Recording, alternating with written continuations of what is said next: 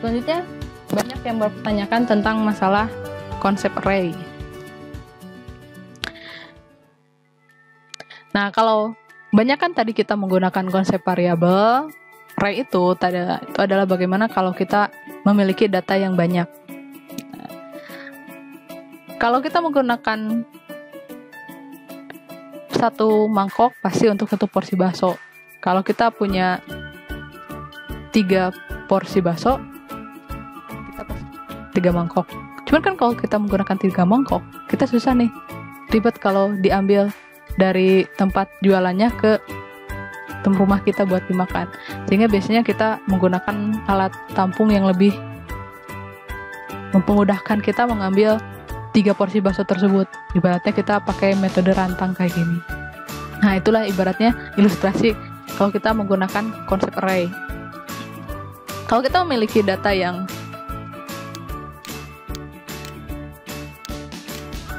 banyak di sini, tapi kebetulan tipenya sama dan prosesnya bersamaan, tidak bisa ditumpang tindih, nah makalah saat itulah kita harus menggunakan konsep array. Contohnya kayak gini nih. Ada satu losmen, dia memiliki 5 kamar yang disewakan. Nah, si pegawai losmen ini dia harus mencatat kamar mana saja yang sudah disewakan dan siapa penyewa. Nah, kita kan gak mungkin menggunakan variabel, karena kalau kita menggunakan variabel cukup banyak variabel yang harus kita gunakan. Di sini kita harus bisa mencatat kamar mana yang ada isinya, kamar mana yang belum ada isinya. Nah, oleh karena itu, ilustrasi ini bisa kita gunakan array. Tadi kan si losmen ini memiliki 5 kamar. Nah, biasanya tiap kamar pasti dikasih nomor. Kenapa dikasih nomor? Itu untuk memudahkan si tamu untuk mendapatkan kamar yang menjadi milik dia. Pasti lah kalau teman-teman booking hotel juga dikasih nomor kamar kan. Kalau kita nggak dikasih nomor kamar, nanti orang bingung pada saat membedakan kamar si A dengan kamar si B. Tapi kalau ada indeks, ada nomor, itu lebih mudah. Jadi kalau kita nyari kamar yang kosong, oh berarti kamar 1 kosong, kamar 4 kosong, kamar 5 kosong, yang kamar 3 siapa isinya, itu kan lebih mudah. Inilah suatu ilustrasi kenapa di array itu harus ada indeks. Array itu sama dengan losmen yang punya 5 kamar ini. Dengan adanya nomor kamar, itu kita bisa lebih mudah dalam menunjukkan kamar yang dimiliki oleh seorang tamu. Berarti kalau dalam array, adanya indeks itu lebih mudah untuk kita menyimpan data dan mengakses data yang ada di setiap elemen array. Karena array itu memiliki beberapa tempat dalam satu lokasi yang sama. Di sini, pada saat kita punya masalah tentang si losmen melati ini, pasti kan kita akan menggunakan konsep array bukan variabel. Array itu harus memiliki tipe yang sama. Bagaimana caranya kita menentukan tipe dari suatu array? Berarti tinggal kita cek data apa saja yang akan kita simpan di array tersebut. Lalu kita lihat tipe data mana yang cocok. Nah, karena kita harus menyimpan nama penyewanya, berarti kita bisa menggunakan tipe array ini. Atau bisa juga kita menggunakan array karakter. Nah, cuman kalau teman-teman bingung, saya kasih istilah string saja di sini. Lalu di sini si nomor kamar ini kita akan jadikan dia sebagai indeksnya. Kenapa? Karena akan mempermudah kita dalam menentukan penyimpanan nama dari setiap tamu. Sehingga kalau kita buat implementasinya di sini pasti pertama kali 5 kamar itu akan kosong. Makanya di sini string dari 5 penyewa ini kosong dulu. Jadi setiap kamar itu kosong. Nah, baru nanti kita akan buat proses inputan di sini.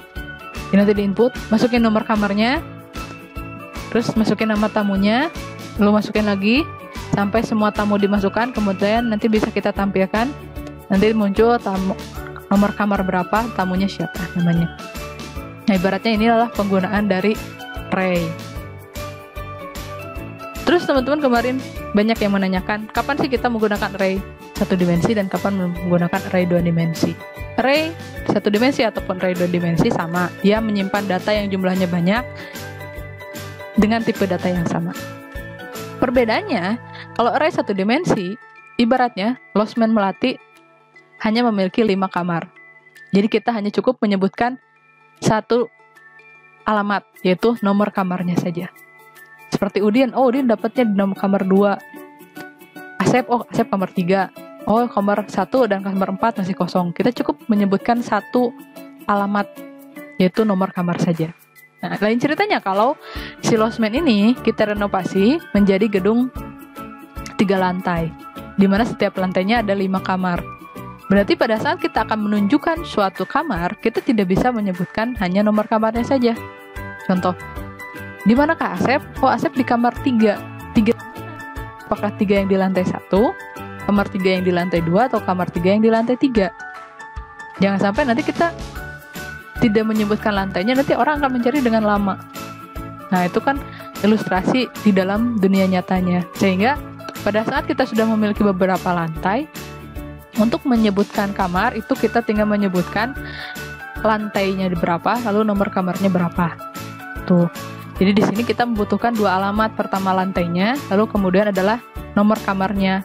Nah, disinilah kalau kita gambarkan si array 2 dimensi ini, dia akan memiliki satu indeks untuk nomor kamarnya, dan indeks yang kedua itu adalah lantainya.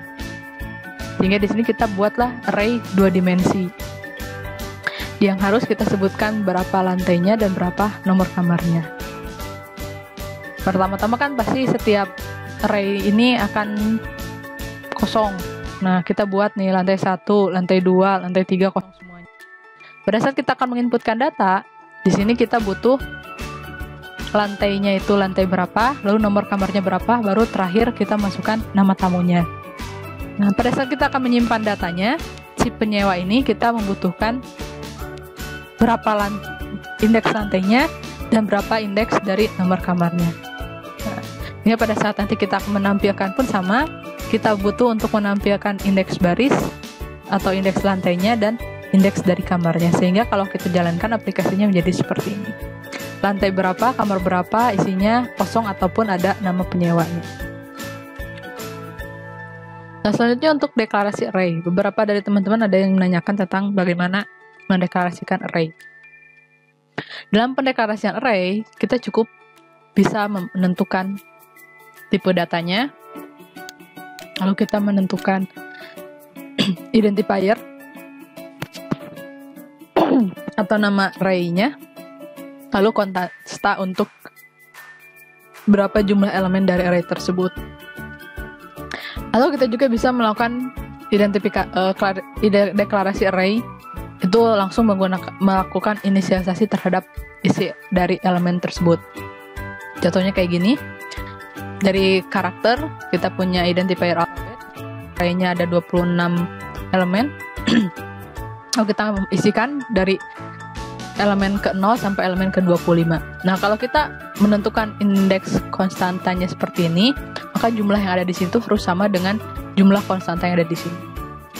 Untuk bisa lebih fleksibel, kalau kita akan menginputkan langsung elemen array-nya, kita bisa juga tanpa harus menyebutkan konstantanya berapa. Nanti si jumlah elemen array ini dia akan menyesuaikan dengan berapa banyak elemen yang diinisialisasikan di bagian kurung kurawa buka dan kurawa tutup ini. Nah, ini ada pertanyaan yang menarik. Ada satu pertanyaan yang menanyakan kalau mengakses indeks array di luar dari range-nya di C++ kenapa kok tidak error? Nah, secara konsep array itu jumlah yang statis atau tetap. Jadi pada saat kita memesan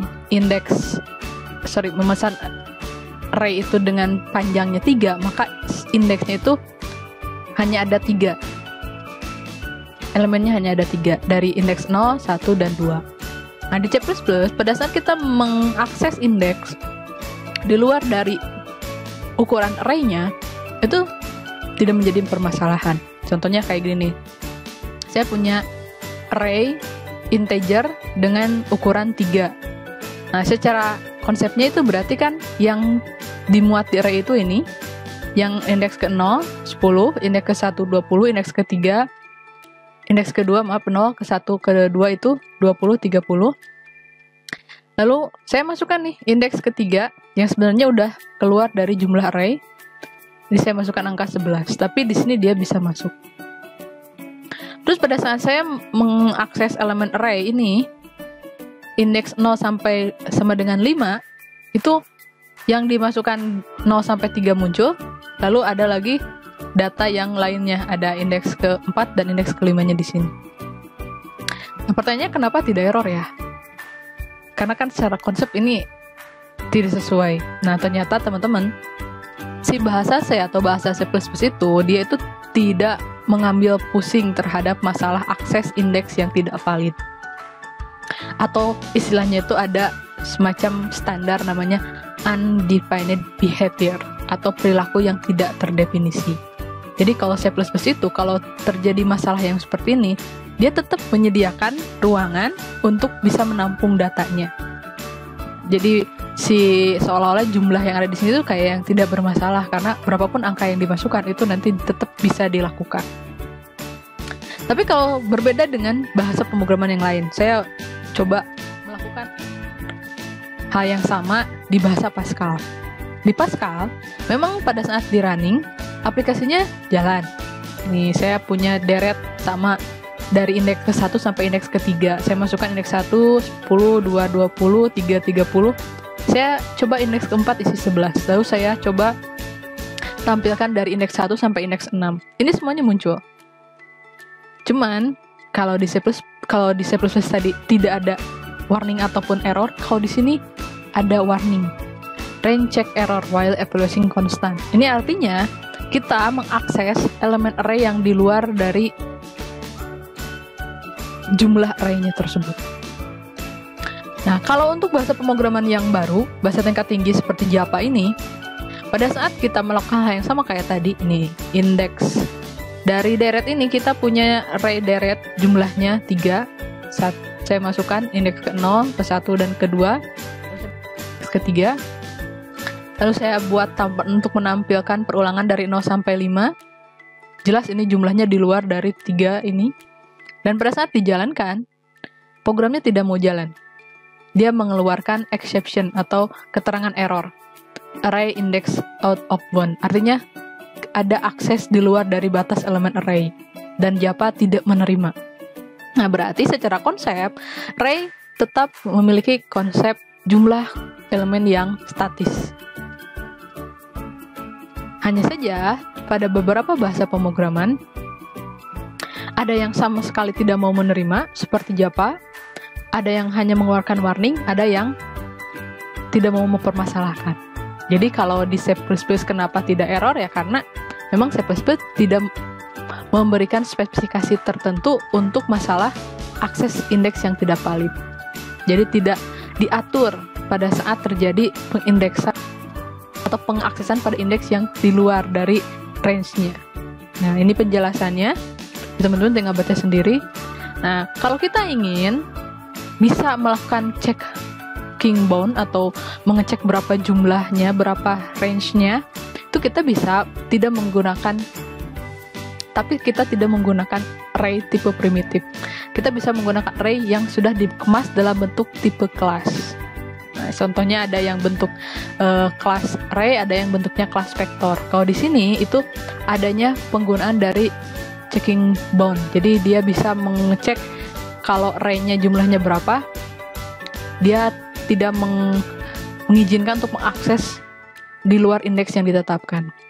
Tapi kalau kita menggunakan array yang sifatnya primitif, yang array biasa gitu ya, seperti ini, itu kita mau mengakses di luar indeks yang validnya pun tidak masalah. Kalau kita ingin mempermasalahkan si C-nya, bisa ngecek apakah indeks yang kita gunakan itu indeks yang valid atau tidak. Nah, kita bisa menggunakan tipe kelas array atau tipe kelas vektor. Salah satu dari teman-teman ada yang menanyakan juga sama saya, kenapa kalau pembelajaran array di kelas menggunakan array primitif, sedangkan tipe kelas array itu ada. Boleh tidak digunakan? Boleh. Kapan digunakan? Tergantung dari teman-teman. Teman-teman suka yang mana, cocoknya yang mana, silakan gunakan. Yang namanya pemrograman itu kan tergantung dari programmernya. Jadi teman-teman nyamannya pakai mana, silakan digunakan.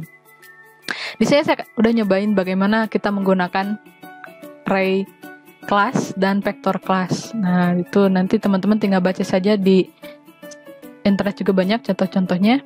Di sini hanya saja kita bisa mengecek berapa sih besar dari ukuran array yang kita miliki.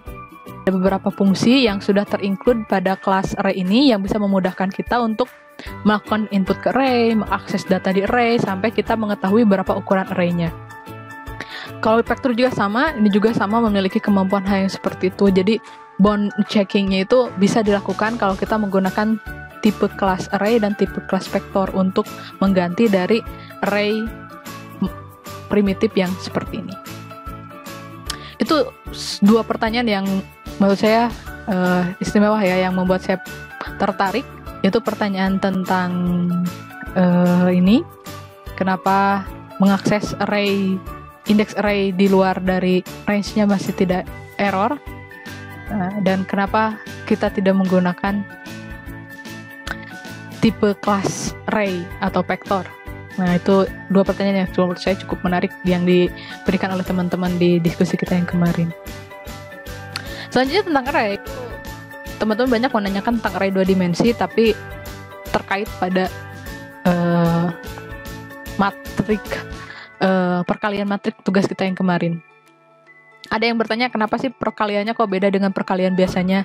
Nah, kalau itu saya jelas bingung jawabnya ya, karena memang aturan dari teori perkalian matriknya secara matematika seperti itu. Jadi menurut teori matematika, matrik A dan matrik B itu bisa dikalikan asalkan jumlah kolom matrik A itu sama dengan jumlah baris matrik B atau sebaliknya. Jadi harus ada salah satunya yang sama. Jadi kalau M kali N untuk ordo matrik A itu bisa dikalikan dengan matrik B yang ordonya N kali S, sehingga nanti dia akan menghasilkan matrik dengan ordo M kali S. Nanti si N-nya di sini jadi hilang. Jadi nanti kita akan mengalihkan pada posisi yang sama, kemudian nanti hasilnya ditambahkan baris dari A dengan kolom yang ada di B ini. Nah, ini contoh dari codingan yang saya buat untuk menyelesaikan masalah perkalian matrik kemarin. Jadi teman-teman tinggal pause saja video ini, lalu nanti teman-teman tinggal coba. Kalau sama berarti dengan tugas kalian teman-teman kemarin berarti tugasnya udah benar. Kalau beda berarti tinggal nanti perhatikan yang bedanya seperti apa. Kalau matrik kenapa sih selalu ada for? Kenapa kalau array selalu ada for? Nah, teman-teman, array ataupun array 2 dimensi atau matrik itu kan dia memiliki komponen yang banyak. Pada saat kita melakukan akses itu kita bisa tanpa menggunakan for, tapi untuk akses individu atau akses satu-satu, contohnya M untuk posisi 2, 3 berarti kayak gitu. Tapi kalau kita akan melakukan akses secara berurutan, secara beruntun, mau menampilkan dia secara beruntun, data secara beruntun, daripada kita mengakses satu-satu cukup banyak. Nah, sehingga kita bisa pergunakan for. Dengan penggunaan for seperti ini, kita bisa mengakses satu persatu secara berurutan setiap elemen yang ada di array ataupun yang ada di matrik. Itu bisa lebih mempermudah, sehingga kenapa dalam pembahasan array ini selalu ada for. Nah, for-nya kita gunakan untuk mempermudah kita dalam mengakses elemen array secara berurutan dari indeks pertama sampai indeks yang terakhir. Oke, ini contoh penjelasannya, ini hasil running aplikasi. Beberapa pertanyaan tentang array yang lain, mungkin ada yang tidak akan saya bahas terlalu jauh ya. Mungkin pertanyaannya tentang bagaimana sih kalau kita punya array yang lebih dari 100, mungkin ini jumlahnya ya, jumlahnya lebih dari 100, maksimal elemen array berapa sih gitu. Itu kita bisa menentukan sesuai dengan kebutuhan dari aplikasi. Cuman maksimum dari ukuran array itu nanti akan berhubungan dengan berapa ukuran memori yang bisa diakses oleh program kita. Itu biasanya tergantung dari pengaturan dari OS-nya. Saya juga yang bertanya, kalau array itu batasnya dimensinya berapa sih? Kalau secara konsep array multidimensi itu bisa kita buat sebanyak mungkin, tapi pada implementasinya di berbagai bahasa pemrograman biasanya hanya sampai ke array 1 dimensi dan array 2 dimensi. Itu ada yang bertanya juga, kalau array itu hanya untuk program C++ saja. Array itu konsep. Nah, konsep itu bisa digunakan di setiap bahasa pemrograman. Nah, seperti yang tadi saya jelaskan, yang membedakannya adalah aturan sintak dari setiap bahasa pemrogramannya saja. Ada teman-teman juga yang nanya, SageOp itu apa ya? Gitu kan. Kan di minggu kemarin waktu kita terakhir ketemu di kelas, saya ngasih kodenya SageOp. SageOp itu adalah untuk mengetahui ukuran dari suatu objek. Itu harus digunakan nggak? Ya itu tergantung saja, karena kebetulan di program yang dulu saya kasihkan ke teman-teman, saya itu membutuhkan akses untuk bisa menghitung ukuran dari array. Nah, sehingga di sini saya lakukan proses untuk bisa mencari tahu berapa sih ukuran dari array-nya. Nah, itu beberapa pertanyaan tentang array. Di bagian terakhir, itu banyak dari teman-teman yang mempertanyakan tentang tipe structure.